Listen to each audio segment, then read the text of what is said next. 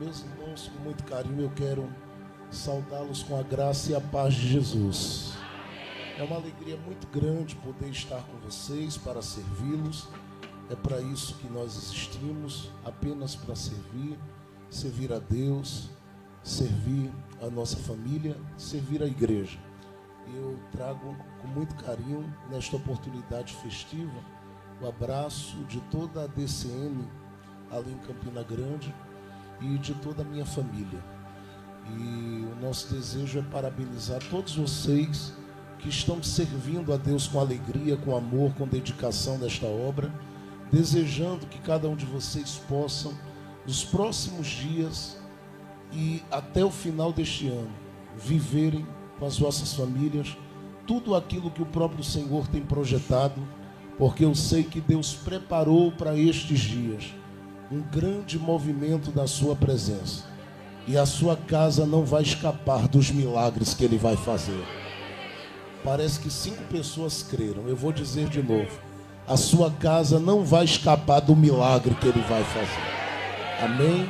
Eu creio nisso porque o Senhor, Ele tem falado já de muito tempo com a sua igreja. E eu acredito que antes que essa igreja seja arrebatada, ela viverá junto com a sua família coisas muito grandes.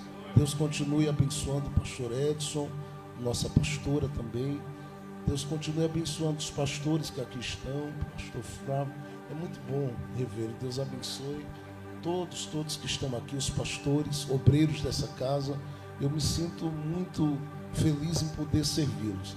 Estava aqui com as pernas tremendo e a gente fica, porque eu sempre digo aos colegas pastores, eu sou muito tímido. Muito tímido, eu tenho medo do público, eu fico nervoso quando eu vejo gente na minha frente. E um dia eu perguntei a Jesus, com muito carinho, nas orações da madrugada, eram umas 2h50, 3 horas da manhã, eu chorava aos pés dele e dizia para ele algo. Eu tenho pessoas na minha família que ama a multidão, que gosta de gente. Inclusive tem gente essa hora da minha família em São Paulo fazendo show, tocando, com banda, com tudo. E eu digo, tem gente na minha família que ama público, ama a gente. Quando vê multidão, vai para cima. Eu fico querendo me esconder. E fiquei me perguntando um dia, 3 horas da manhã, perguntando a Jesus se ele não tinha errado o endereço no dia de ter escolhido alguém para usar no meio da minha família. E ele me falou algo muito especial quando me lembrou de 1 Samuel capítulo 16, dizendo que quando ele falou a Samuel, foi ele quem deu o endereço e sabia muito bem quem na casa de Jessé ele escolheria. E quando eu ouvi isso, ele falou muito forte ao meu coração, e eu estou falando isso porque tem gente aqui que precisa ouvir, e Deus está confirmando algo para a vida de gente que tem chamado aqui. Ele me disse com muito carinho, eu não erro a cabeça que eu quero ungir. Eu não erro a cabeça que eu quero ungir.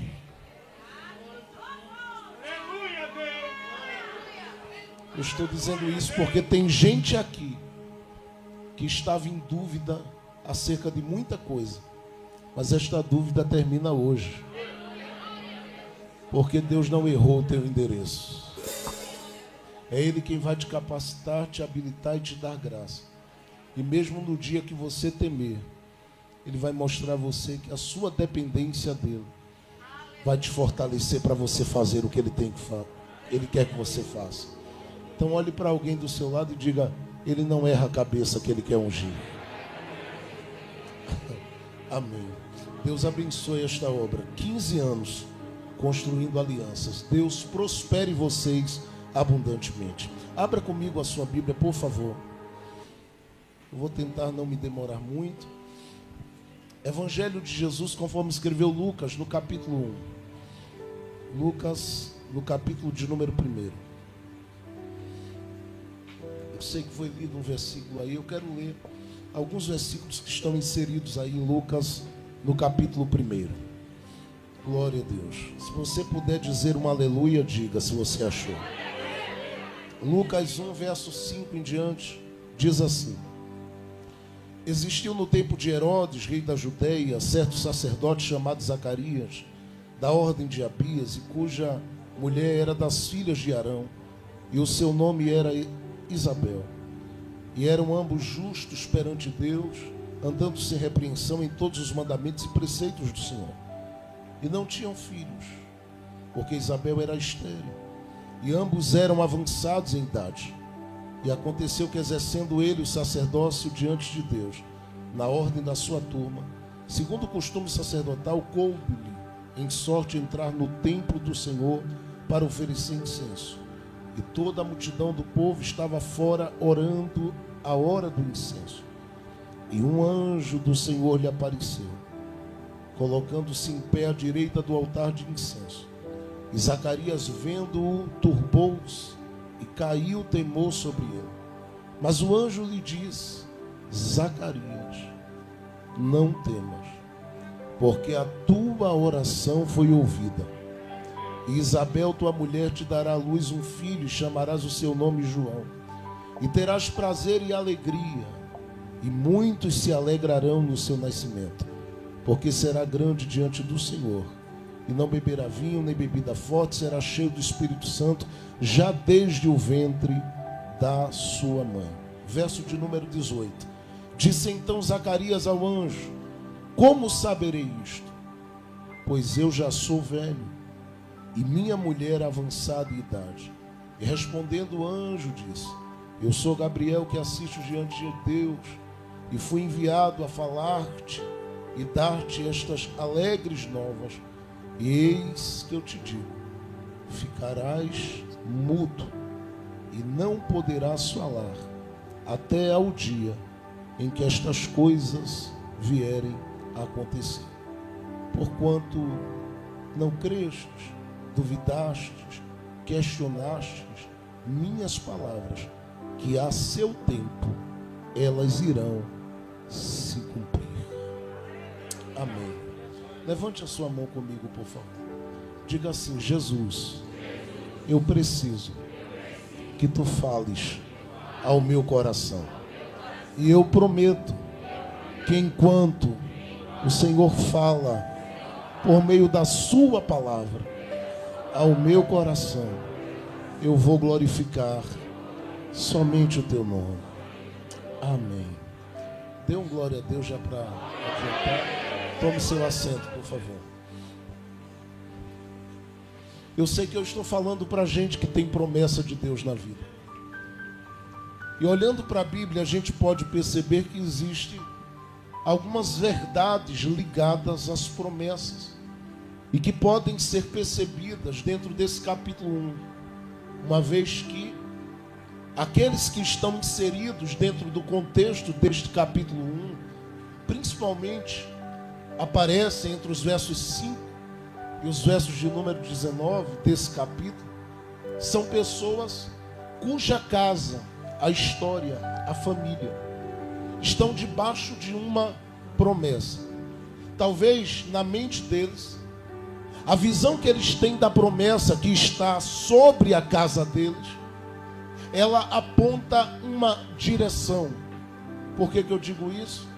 Porque quem aparece aqui é tanto Zacarias como Isabel, ou Elizabeth, como você queira chamar, porque algumas traduções mais antigas apresentam ela como Elizabeth. Mas aparece aqui a figura de Zacarias e de Isabel, que quando são inseridos neste contexto, segundo a narrativa bem rebuscada de Lucas, eles são apresentados aqui nada mais, nada menos como uma família sacerdotal. E eles são sacerdotes não porque foram levantados para serem uma resposta a uma geração onde o sacerdócio nos seus dias estava vivendo danos, porque isso aconteceu com Samuel. Todo o seu projeto de vida poderia ser outro se Ana não tivesse achado a porta para ele entrar. E Deus decidiu inseri-lo dentro de um contexto, porque viu que o sacerdócio estava danificado na sua geração. No caso de Zacarias e Isabel, eles não estão entrando por janelas, eles estão aqui herdando essa história sacerdotal e vivenciando esta história sacerdotal, porque eles herdaram isso de uma árvore genealógica que foi estabelecida pelo próprio Deus. O próprio livro de Miqueias, no capítulo 6, verso 4, faz questão de dizer que o próprio Deus foi quem estabeleceu pessoas como Moisés, Miriam e também Arão para cumprirem a sua missão na terra. E Arão, particularmente, é o pai desse casal. Eu digo que ele é o pai porque nessa árvore genealógica, do ponto de vista sacerdotal, ele é o homem a quem foi entregue o bastão. E este bastão ficou o nome dele cravado ali, para que todos aqueles que viessem depois, herdando esse bastão, pudessem entender quem era a cabeça desse sacerdócio. E particularmente, este casal não teve o direito na vida de escolher ser ou não ser, porque quando nasceram, eles já nasceram destinados para viverem esta realidade do sacerdócio sobre a casa deles. Talvez na mente, no coração, quando eles estão envolvidos com esse sacerdócio, tudo que eles trazem na mente é: se um dia nós tivermos um filho, esse filho será também sacerdote como eu sou. O que eles não levavam em consideração é que eles seriam surpreendidos por um tempo de portas fechadas quanto à maior realização do coração de um sacerdote. Porque particularmente se o sacerdócio ele é hereditário e ele passa de pai para filho, se entende que havia uma expectativa no coração tanto de Zacarias como no coração de Isabel.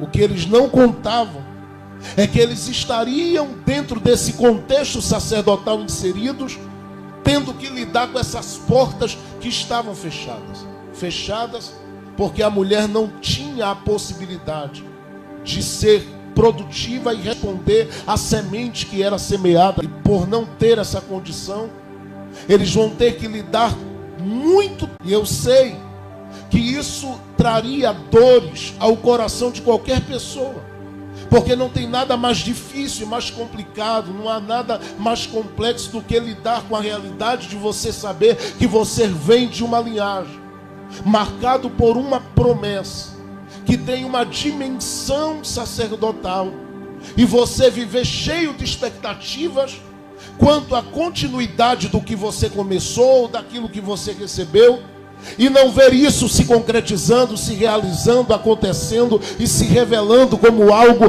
que se cumpre ou que se manifesta como bênção sobre a sua vida. E se dói no coração da gente, eles também são humanos, eu sei. Doía no coração deles. Só que eu percebo que eles começam a descobrir algumas coisas. E eu sei que ele, como sacerdote, conhecia as coisas que foram ditas, desde o Pentateuco até as vozes proféticas que ecoaram em todo o Antigo Testamento, anunciando a vinda do Messias. E entre as grandes promessas e profecias que foram liberadas acerca do Messias, eles tomam ciência, e eu sei que eles têm conhecimento disso, de que havia alguém que já estava estabelecido na memória de Deus para ser responsável por preparar o caminho pelo qual o Messias iria andar. E o próprio Isaías, no capítulo de número 40, havia liberado a profecia que alguém cuja voz ela seria respeitada, ela seria reconhecida, ele abriria a sua boca para clamar em um ambiente deserto, e seria responsável por uma mudança no cenário, para que quando o Messias viesse, ele pudesse se manifestar de uma forma extraordinária, fazendo milagres no caminho que já estava preparado. E eu estou dizendo isso porque eu penso que a cada oração, e eu estou falando isso porque o anjo que a tua oração, ela foi ouvida. Ele diz isso a Zacarias para deixar claro para ele que há no céu alguém que sabe que o próprio Zacarias não se moveu durante os dias da sua vida apenas com uma oração. Mas a cada oração que fazia, e eu creio, estava inserido no contexto dela essa ideia de gerar um filho com Isabel. Ele sempre dizia: eu quero que esse seja gerado para que seja teu, para que carregue o que eu carrego, para que tenha o que eu tenho, para que possua o que eu possuo e para que viva o que eu vivo. Que ele venha. E eu sei que durante muito tempo ele criou essas expectativas, mas essas expectativas foram aparentemente frustradas. O que me faz perceber que ele se agarra em alguma coisa, e que se ele tem algo para se agarrar, é simplesmente estas promessas. Eu sei que na mente dele ele não tem nenhum conhecimento de que aquele que viria dele seria o responsável por preparar o caminho pelo qual Jesus andaria. Mas eu sei que no coração dele ele diz: aquele que eu quero gerar, aquele que eu quero que a minha mulher gere, eu quero que ele seja teu, eu quero que ele venha para a tua glória, eu quero que ele venha para a tua honra. Só que o tempo passa, as coisas não acontecem, e se não estão acontecendo, a única coisa que me faz ler e entender o que eu entendi aqui, porque depois de alguns anos caminhando, pregando pelo Brasil e como pastor servindo a igreja, eu cheguei à conclusão que nem todo mundo tem estrutura para lidar com o tempo que passa e com respostas que não chegam. Nem todo mundo tem estrutura para suportar esse tempo de espera e para ser lapidado e moldado nesse tempo de espera, sendo que a espera tem a ver com algo que ele precisa viver no agora, porque se o tempo passar, ele não terá possibilidade, porque a cada dia que passa, a cada mês que passa, as impossibilidades elas começam a aumentar e começam a gritar mais alto, porque o grito delas é: se você chegar a certa idade, você não vai ter possibilidade de viver este negócio. Só que Zacarias, junto com Isabel, eles começam a me mostrar que é possível neste tempo onde as coisas não fluem, onde as coisas não chegam, onde as coisas não se abrem, ser um crente cuja atitude é diferente daqueles que se inquietam com o que não chega, porque eles se agarram a tudo que há como promessa. Ora,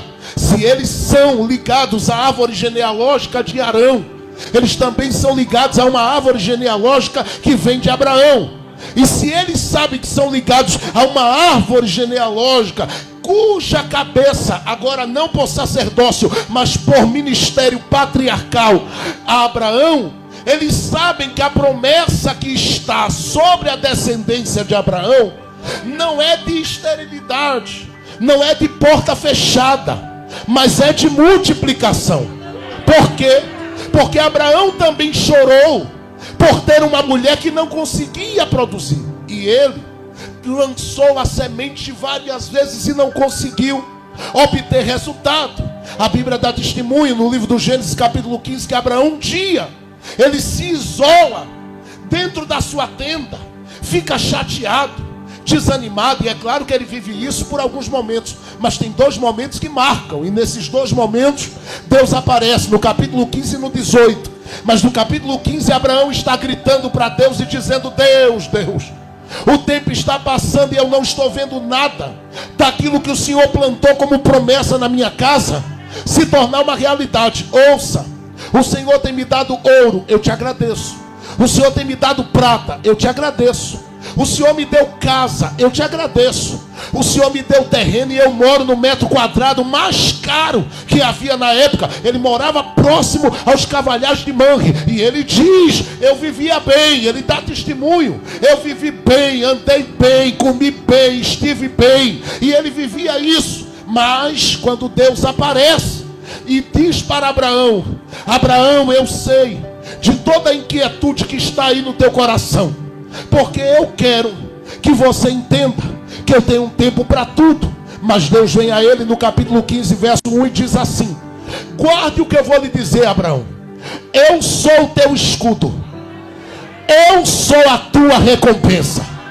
Abraão diz: se o Senhor é, por que a tenda está vazia? E Deus poderia dizer: tem uva na tenda, tem lasanha na tenda, Deus poderia dizer: tem suco de cupuaçu na tenda. E Abraão disse: é verdade, na minha tenda comida não falta, na minha tenda roupa não falta.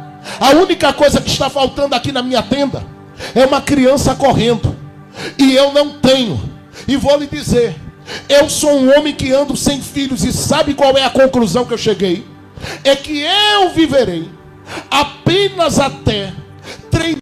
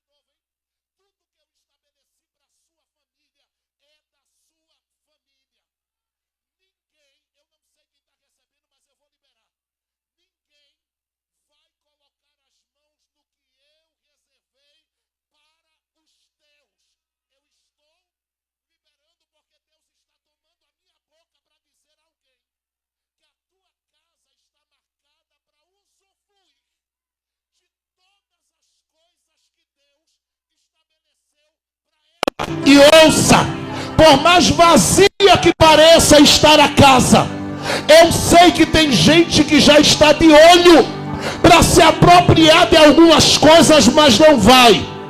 Deus está aparecendo na tenda para dizer: o que é do seu filho é do seu filho, o que é da sua parentela é da sua parentela, o que é da sua casa, levante a mão e pegue a profecia. O que é da sua casa é da sua casa, e ninguém vai se apropriar deste negócio. Fique com a mão levantada e dê um glória a Deus se você pode. Com a mão levantada, receba o que eu estou lhe dizendo. Ninguém entra no caminho para se apropriar. Ninguém entra no caminho para tomar posse, porque a tua casa está marcada para usufruir e para viver este negócio na sua totalidade. Eu vou dizer aqui, não é em parte, é na sua totalidade.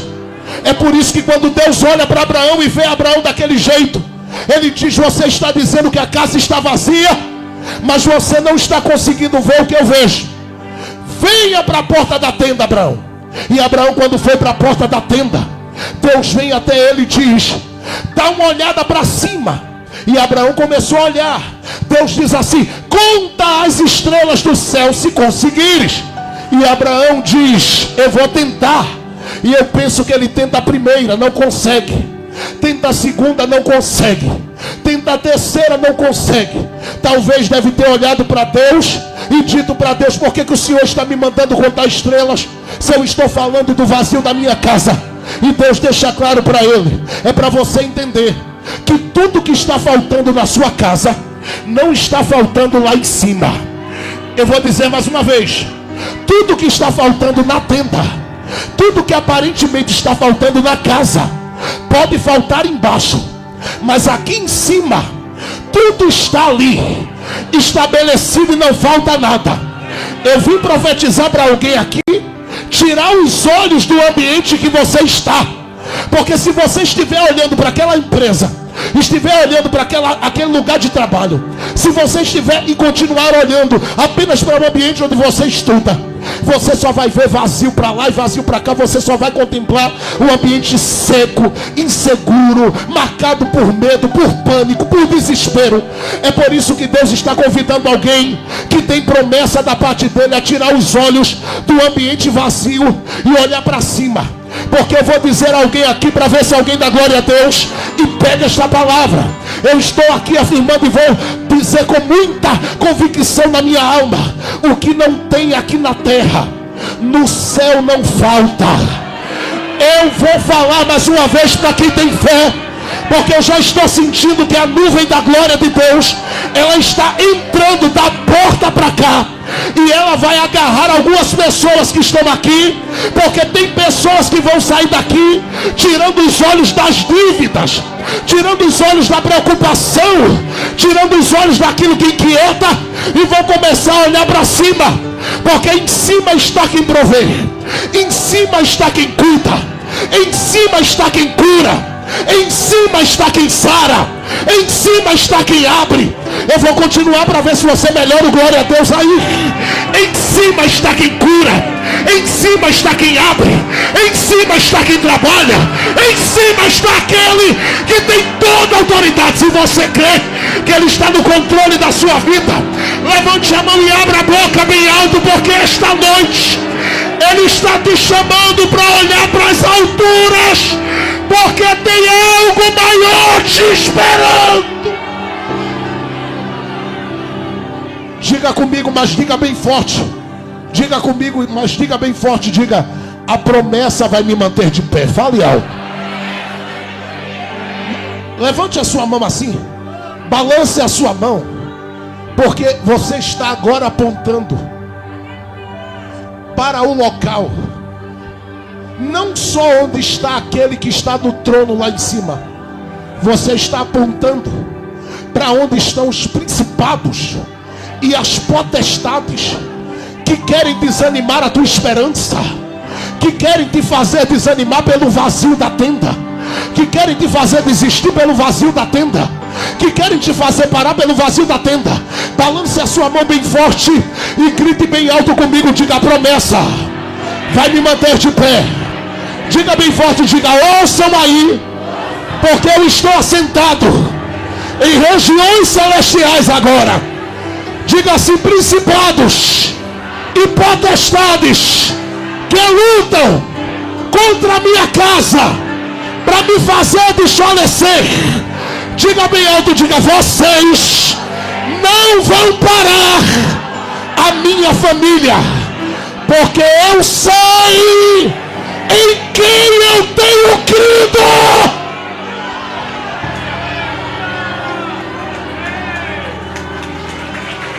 Estou sentindo. Me ouça só por alguns minutos. O que não há aqui embaixo, no céu não falta. Naquele dia, Deus disse para Abraão: vou renovar as promessas, multiplicarei. E quer que eu te diga mais? Tua descendência parece não existir, não é? É. Ela não existe na barriga de Sara. Ela não existe diante dos teus olhos. Mas diante do meu, eu já estou vendo essa descendência, Abraão, se apropriando de lugares que você nunca imaginou pisar e alcançar. Tem alguém que está recebendo. Eminaia. Deus disse, capítulo 15 do Gênesis, verso 18: eu faço uma aliança contigo e com a tua descendência, que eu darei a esta descendência terras, terras e terras.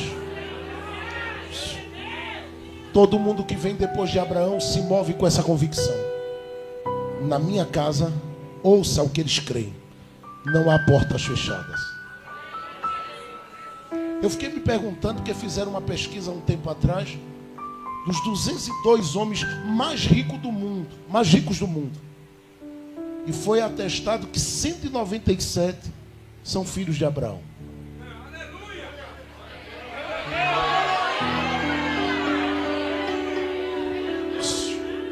Não tenha problema com dinheiro, não, e nem com riqueza daqui, porque isso aqui, tem a ver com algo que eu e você nem pensava em fazer parte quando estava na barriga da mãe. Foi Ele quem quis abrir, realizar e fazer e te inserir nesse negócio. que eu estou dizendo isso? Porque na mente deles, eles não têm portas fechadas. Eu penso que quando Zacarias olha para Isabel, Isabel olha para Zacarias, eles tomam uma decisão de viver algumas verdades ligadas às promessas que me chocam, porque eu sei que qualquer um pedindo o que eles pediam, esperando o que eles esperavam, não alcançando, ia dizer logo: chega, desisto. Mas a Bíblia dá informações sobre eles, e essas informações estão atreladas às promessas. E qual é a primeira verdade que a gente percebe?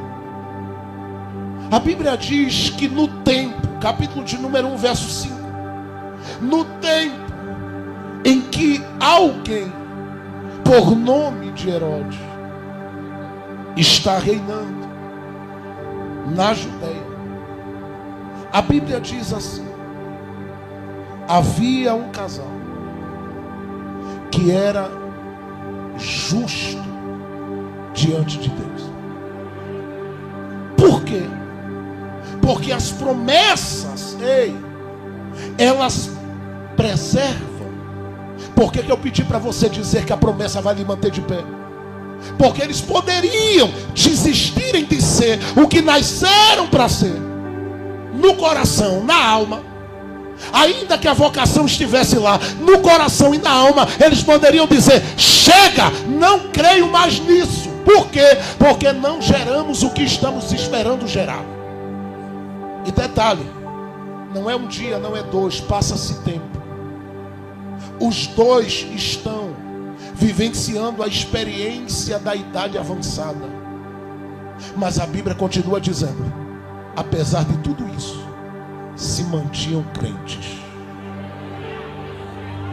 Porque tem muita gente que deixa de ser quando não recebe.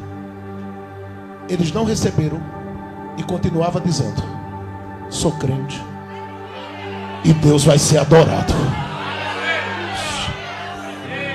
Mas você vai parar o ministério sem filhos. Sou crente e Deus vai ser adorado. Mas você não viu nada daquilo que você precisa ver para dormir em paz quanto à vocação que foi dada à sua família. Não tem problema. Deus não me deu, pois eu vou adorá-lo. Porque apesar de tudo, a melhor coisa que eu sei fazer nessa vida é ser crente para viver para Ele todo dia da minha vida. Eles eram justos. Segundo, o texto diz que as promessas preservam eles.